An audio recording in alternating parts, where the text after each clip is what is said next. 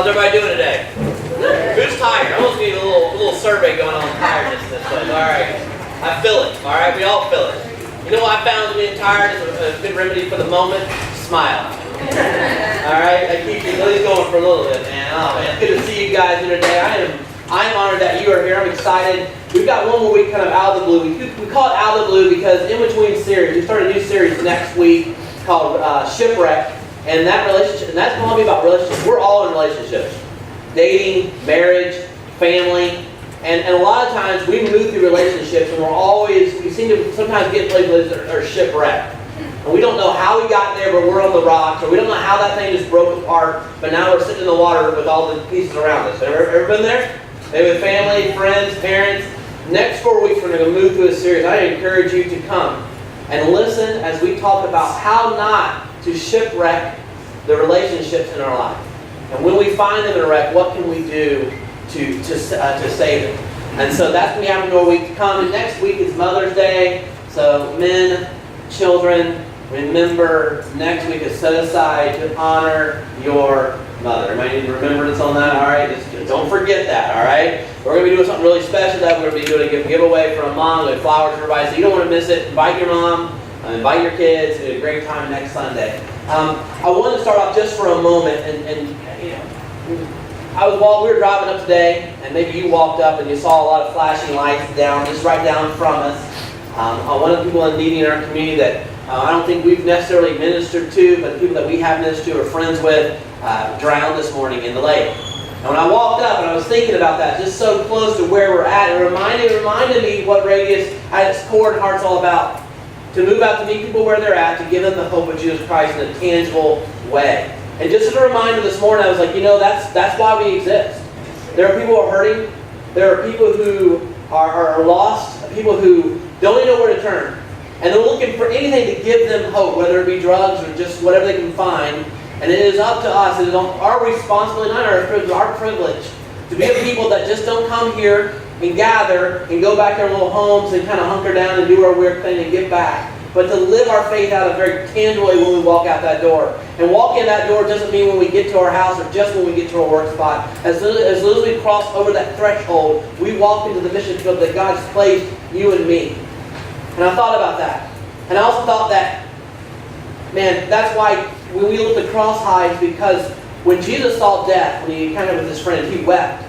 And he knew he was going to conquer death. And he wept because he saw that was not what was supposed to be on this world. That death was not the way it was supposed to be meant. And in my heart, I weep because death is not supposed to be here. And it is. And although we can't stop death, we can introduce them to Jesus who is life. That even though when death comes, they can experience life after that. And that kind of is almost what we're talking about today, to be honest with you. We're kind of talking, a lot of times you and me live just in the confines of our birth and our death. We live moving from our birth and moving towards that day whenever we're supposed to die. But as believers, we're meant to live beyond that. And there's more to life than just these dates that are put on us.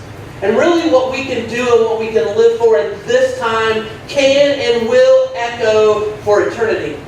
But if we don't live our lives focused that way, then we will never be able to embrace and be an impact in this world that will go beyond your self, something bigger than you. You know, all of us here, we live for words, don't we? There are times in our life that we live to hear certain words. So I was talking to Joan earlier, and they were talking to my wife, and they reminded me of a story. When I first started dating Amanda, her dad was an interesting dude. First time I went to drive up there in West Virginia, I'm a Tennessee dude. I drive up and he's sitting, I thought he didn't have a shotgun. He did not have a shotgun, thank God. I would probably turn right around. He's standing on the front porch just staring at me. I'm like the most evil, like, why are you on my land? And I'm in the car, I park, and we go see Amanda for the first time in her house, and I'm like, I don't want me to get out. This guy's going to kill me. I get out, you get out of the car, you're kind of putting a smile on your face. He goes, what can I do for you?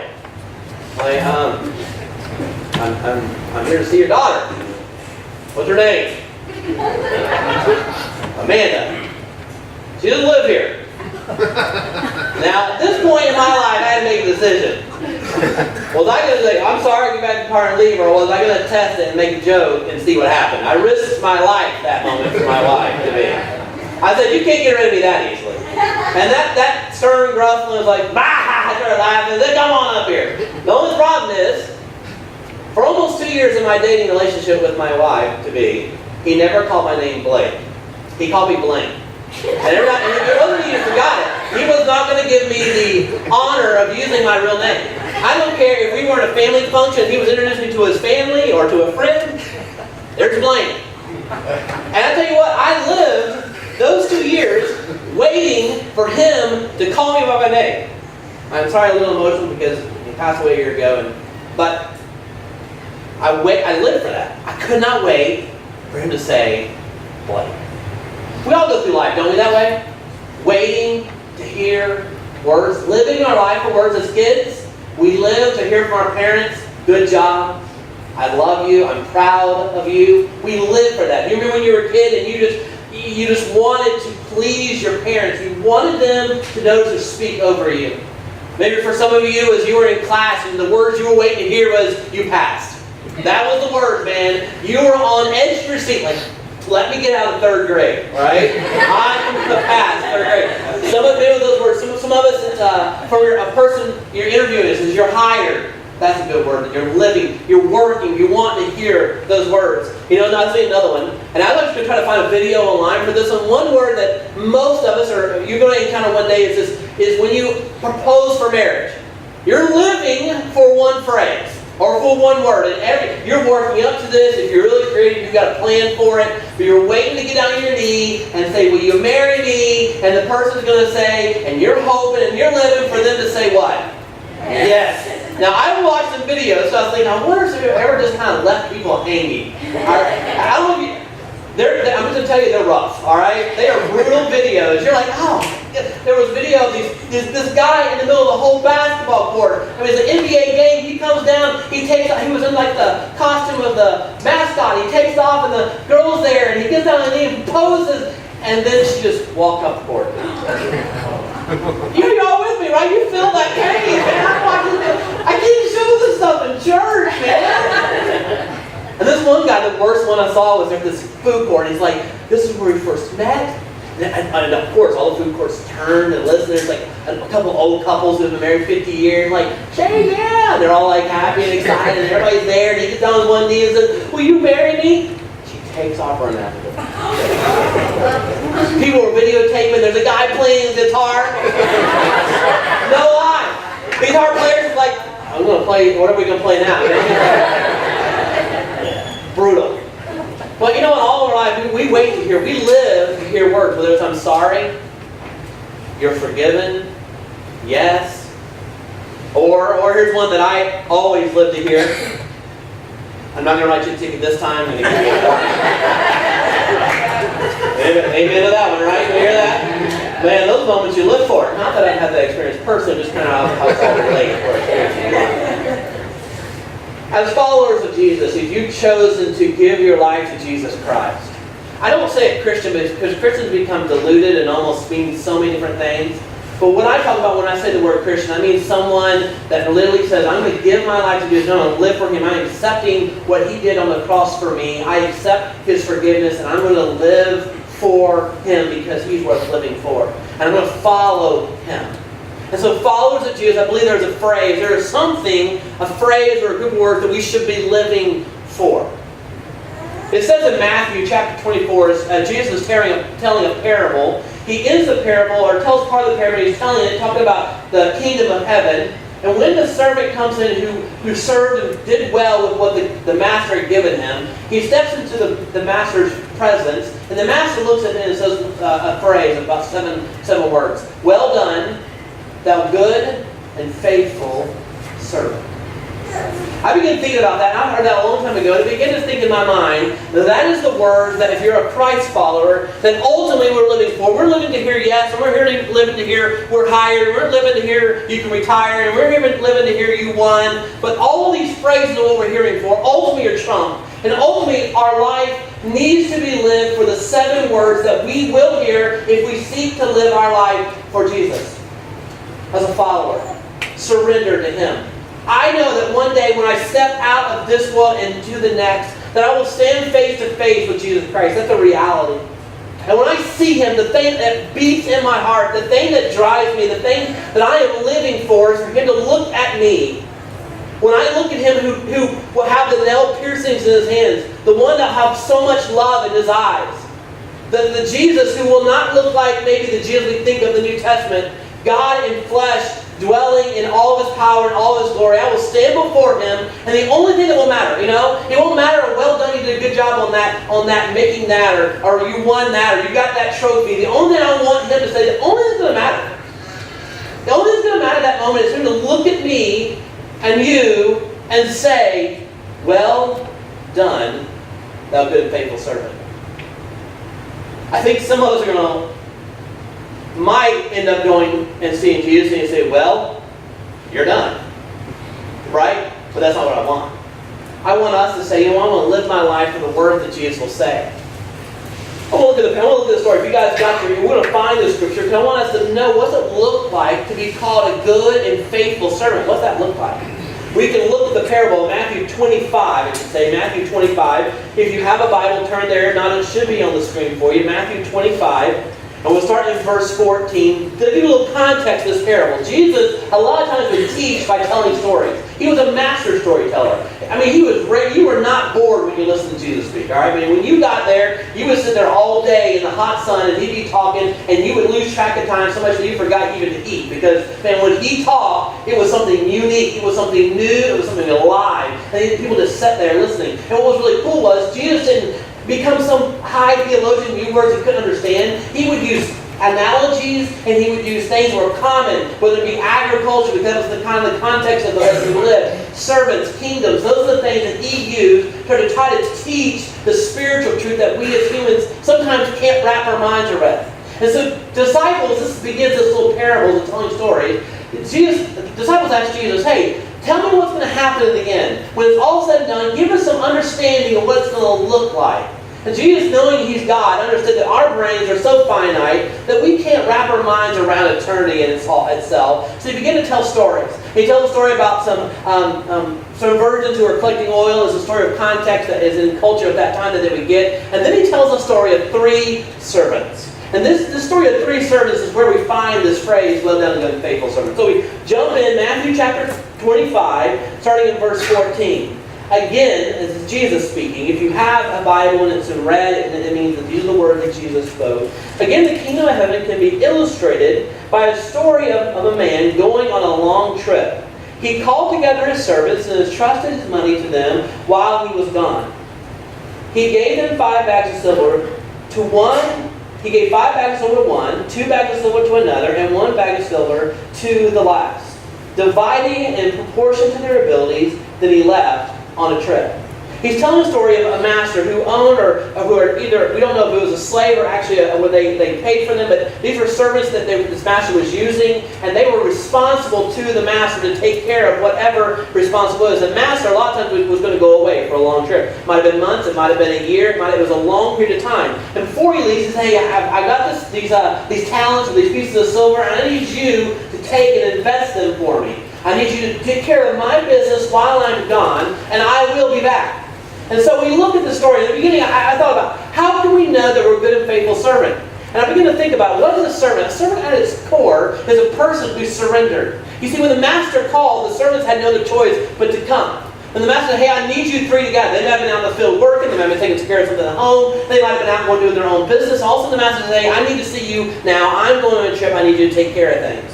In our life, if we're going to be a good and faithful servant, because honestly, man, I know I've said a lot, but I want to keep repeating this. The reason we're talking about this is there are words that we live for, and ultimately, whether we know it or not, these are the words that we will want to hear from Jesus when we step over. Right now, it may not be up on the list for us, but one day it will be. One day when we step across the line, this is the only thing that we will need and want to hear from God. And so, as we talk about it, I have to think, what is a servant? The first thing a servant is surrender. Completely surrendered. Jesus, who was God, became flesh, dwelt as a man, and we'll see why. Look at this Philippians chapter 2. Philippians chapter 2, verses 5 through 8. This is a command for us. This is talking about who are followers of Jesus. You must have the same attitude that Jesus had. Though he was God, he did not think equality with God, anything equality with God, as something to be clinging to. Instead, he gave us divine privileges. He took the humble position of a slave and was born as a human being.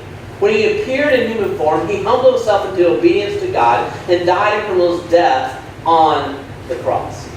Jesus said, here's the attitude that if you're going to follow me, right? If we define Christian in the most sincere sense, all right? A little Christ, a follower of Jesus, all right? We are saying that I'm going to live my life as I follow the leader. And what he said, if you want to follow me, it looks like having an attitude of surrender, of humility. He was God, and He was God. He was the one that spoke the world into existence, and yet He chose to humble Himself and limit Himself to a human being. Why? Because if God came in all His power, we see throughout the Old Testament, anytime that God came in all His power, the mountains shook, everybody fell down as a dead person. You could not come into the power and the glory of God because He is so far beyond our mindset and our understanding as humans. And you know what? If anybody ever says, I got God figured out and got in a box, then they've missed out because God is infinite and God's far outside our understanding. And the beauty of the Bible, we talked about a couple weeks ago, it is the only tool that we can use to help get a grander picture, a bigger picture of God.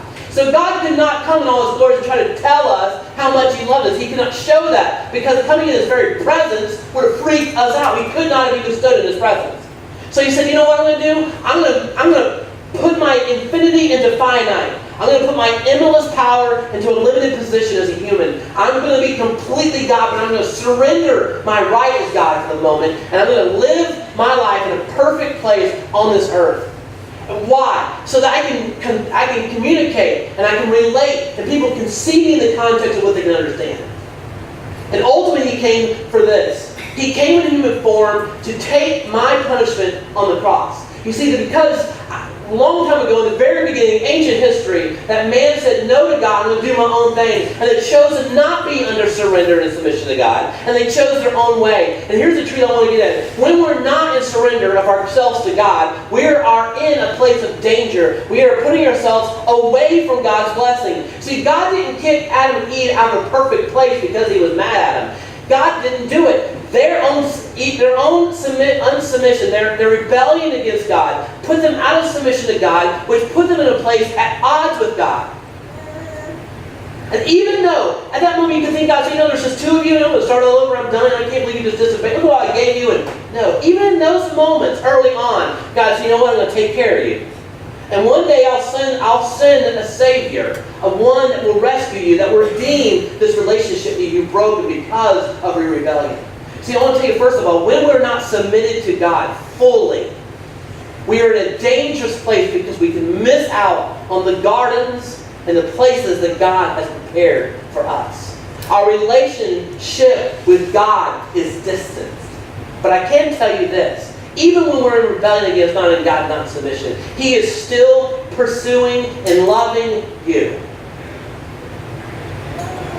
So we move forward, and God, Jesus Christ, came and He humbled Himself. He said, here's what it looks like to be a servant. He has the attitude and the submissive that I submit myself completely to another. There's no bigger example than this when Jesus was about ready to die on that cross. Remember, He was going to die and shed His blood. And the reason He did that because there had to be a payment for sin. And it was on us to pay for it. And we as human beings cannot pay for our sin penalty. If we're going to pay for it, it would last forever to pay for the debt of sin. But God, who is perfect, came in flesh, went and took willingly the cross. But the night before He got on the cross, you would think He was God, saying, like, yeah, I can do this, I'm good, everything's great, yeah, I can't wait to get up there. Because He was still human, and that moment before the night of the cross, before He would be betrayed, and before He would be nailed to a cross and be killed, He asked His Father, Father God, if anything else can pass, will you let this pass from me? I don't know if I can handle this. This is going to be hard. And He says this.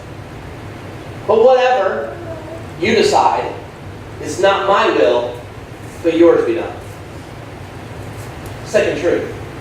When we submit ourselves to God, we submit ourselves to God's plan. When we submit ourselves to God's plan, at the end of every one of God's plan is life. Do you hear that? When we submit ourselves to God completely, you see, we can't be halfway submitted. I can submit part of me, and it's not going to work. I'm going to still be unsubmitted in another part of me, and I'm not going to be able to experience the complete plan of God in my life. I may find grace, and I may find some success, and I may find some peace to get through, but my life is completely always going to be in turmoil, and completely never seeming to get any traction or any real true peace. But when I submit myself to God, completely to Him, I submit myself and I put myself in His will. And His plan and will for my life always ends in life. There may be a cross you'll have to bear. There may be a tomb you have to go through. But if you live in submission to God, at the end of it, there is life. I know about you, but for me, so many times, like I said at the beginning, we live our lives in the context of now and this time. We look at our 70, 80, how many years? We don't even promise that. But we look at our 70 years on the earth as this is the main event. This is where I've got to find my happiness. I've got to find my goals succeed. I've got to claim and achieve it here because this is all I've got. And the very fact of the matter is you look at Scripture, you look at what God says, life here, yes, is important, and yes, has purpose, but really is only the on-ramp to what really is all about. The eternity forever that we will live with God, with Him. And we're not going to be sitting in some little cherubim, humming a harp, singing on some cloud, because that does not sound fun to me. That's not at all what God says. We can look throughout Scripture and God speaks about us partnering with Him to reign and rule forever and ever.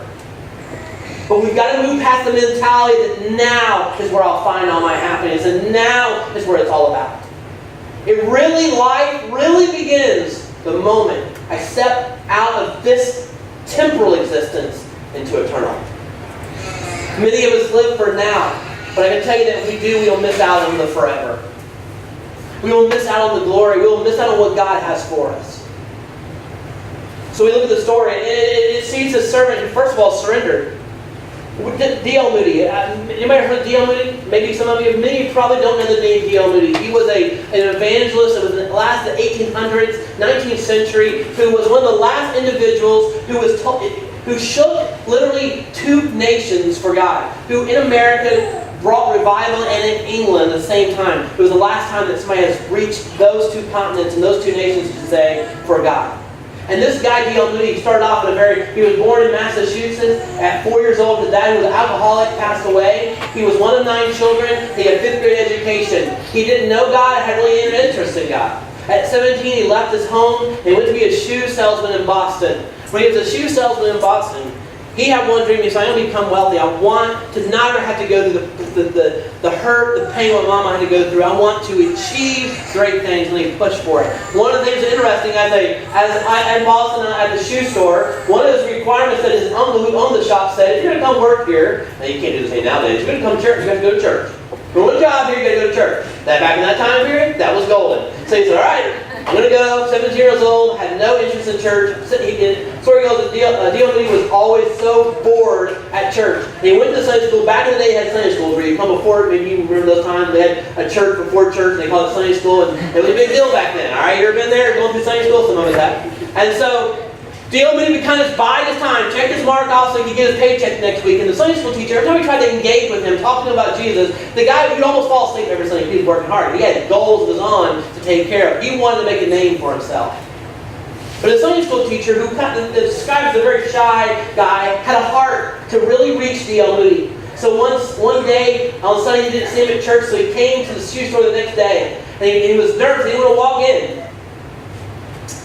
He got the nerve and he walked in and he saw D.L. Moody and he started talking to him and he was selling his shoes, and he said, I just need to tell you that Jesus loves you. You were going to look for life in so many things, but it's found in Jesus. And he witnessed to him and tell him who Jesus is. The story goes that the guy walked out feeling he had failed. Like he did a horrible job trying to strive to tell somebody to get to receive Christ. But that's not true. D.L. Moody actually knelt there and prayed and received Christ in his heart. D.L. Moody moved into Chicago. When he was in Chicago, he went to a church, and I guess at the time I don't get it all, but they had to pay for seats. You just couldn't come in and sit down in church. You had to have your seat. And so he was a poor 18, 19-year-old, and he saw little children that couldn't come to church. He rented out 4 pews for kids to come. And he said, you know what, that's enough. He found a little Sunday school that would be like 8 kids, and they had more adult leaders than 8 kids. And he said, can I come help? And they said, we don't need any. We got too many leaders on enough kids. And he said, I'll take care of that. Began walking out and trying to ask the kids to come, and he started coming. And he was trying to serve and trying to help these little kids know who Jesus Christ was. One time he went over to England, it was a couple years later, and God began to bless him, but he still was just pursuing what God had for him. And he heard someone say, this gentleman said, he overheard him say, he said, "It is yet to be seen what God would do with a man who is fully surrendered to him." When D.L. Moody, uneducated, poor, but had a heart to make a difference in the world far beyond himself, heard that, something inside his heart just burned. He said, "I don't care what I have to do. I'll quit being a shoe salesman." And his friend said if he would have kept doing it, he was making $5,000 a year with $7,000 savings in the 1850s, and he was being a millionaire. But he kept working, right? So I'm going to give that up. Because there was no greater thing to help someone know Jesus Christ. He surrendered it all. He surrendered his ambition. He surrendered his security. And he said, "I got one thing. I want to see what God would do if I say I'm fully surrendered to you, God." Because he understood that God's plan for this world is for us as believers to move out and be Jesus to the world. To love people for who they are and to help them meet Jesus. This is the reason we exist. If you're wondering why, the moment it would be easier to Jesus, I accept you as my Savior, save me and put for in heaven, that'd be so much greater, right? Life would be so much better the moment I said, "All right, Jesus, I'm done with this. Help me." He's like, "All right, yeah, come on up." I don't know about you, but for me, I would enjoy that. But he didn't. Here's why. You and me are called to one purpose. We are called to be followers and examples of Jesus to the world, because there is a world that is dying that needs hope and in need of Jesus Christ. And that day he heard that and said, "I'm going to see what I want to be fully surrendered." Surrender. This is what a servant of God looks like. This is what a servant that God says to you. I want you to place yourself over there. Can you imagine that moment? When you step over the line into eternity and you see Jesus face to face, all your friends and family are there waiting, and "Oh, there's my grandma, there's this person," so excited. The first person you're going to see is the one that paid for you to be there. And he's not going to be sitting there with his hands crossed, thumbing his, tapping his heel and saying, I saw how you live. Mm-hmm. But he will say this: "What'd you do for me? How'd you live for me?" We live surrendered. And remember the story, we read it a couple minutes ago, so you may have forgotten, but remember the master sends the servant 5, 2, and 1 different talents, right? So your surrendered servant understands this. It's not based on what you've given that makes you successful. It's what you do with what you got. You understand me?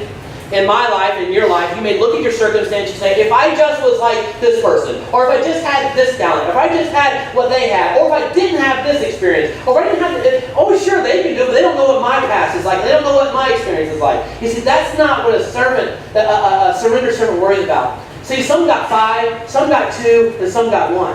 But it really, in the end, when you see what the master says to the 5 and the 2, which, by the way, the 5 invested and the 2 invested and came back, and the 1 was scared and said, "I'm going to hold on to it because this master is pretty scary and I don't want to mess up." And he held on to it.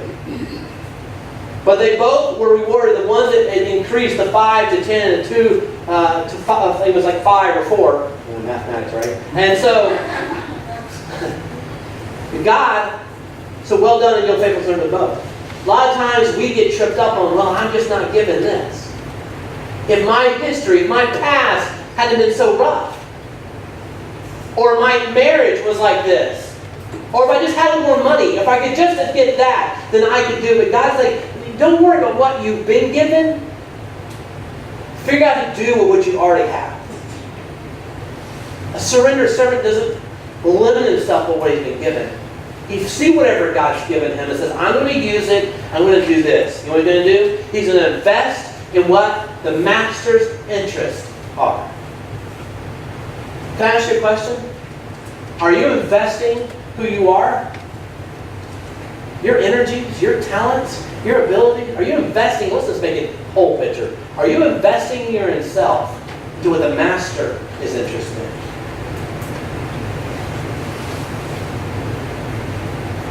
Now, by no means am I saying you have to be, "Blake, you're the pastor, that's your job, man. We're just going to come and do our thing and go home." Fully surrendered looks at wherever you're at doing whatever you're doing. You're a businessman, you're a waitress, you're a whatever, a server, that's the correct term now, sorry on camera. Fully correct there. Whatever you find yourself doing, are you leveraging it for the kingdom? So whenever you think, well, if I can't do it here because this is my work, or I can't do it here because my friends, but you know, that one day we're going to go, I'll take a sack lunch, which is amazing, and do that, and build your love lunch, and go find someone in need, and give it. Because later in the same story, you want to read past, I'd like you to encourage you to read later, Jesus has a conversation that says, you know, I don't know you, because when I was hungry, you didn't feed me. And they go, wouldn't we not feed you, Jesus? Of course we were saying you would have feed you. And Jesus like, when you didn't feed the least, you didn't feed me.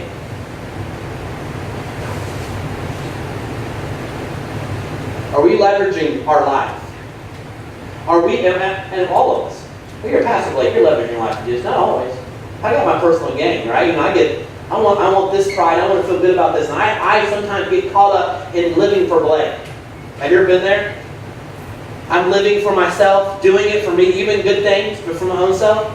The question I have to ask myself, and the question we need to ask ourselves is, are you leveraging your life? Are you investing in what the Master is interested in? You know what the Master is interested in? People.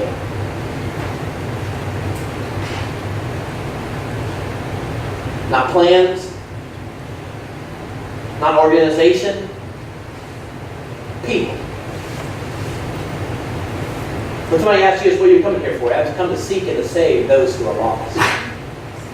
I'm come that they may have life and might find it abundant life. I am here for people. A surrendered servant that will hear, well done, good and faithful servant, is a servant that invests in what the Master's interested in. I think by the time we need to stop, because that's enough, right? Would you all agree? Like, all right, Blake, you told me enough, and now I'm even struggling there. So here's the deal.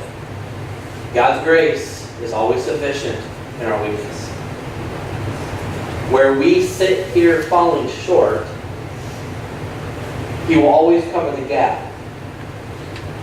Yet in that, He asked us to surrender ourselves completely. Maybe you're sitting here today, you've done the church thing, you've gone and made the rules, and you've experienced and tried to be good.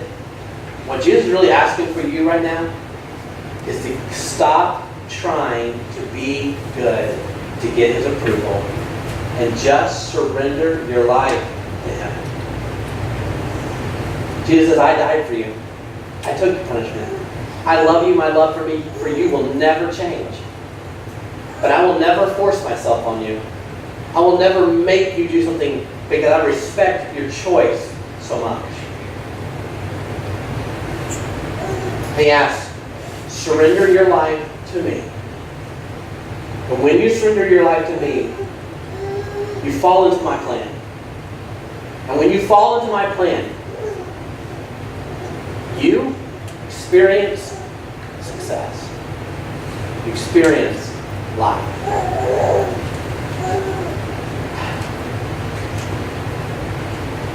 Two questions.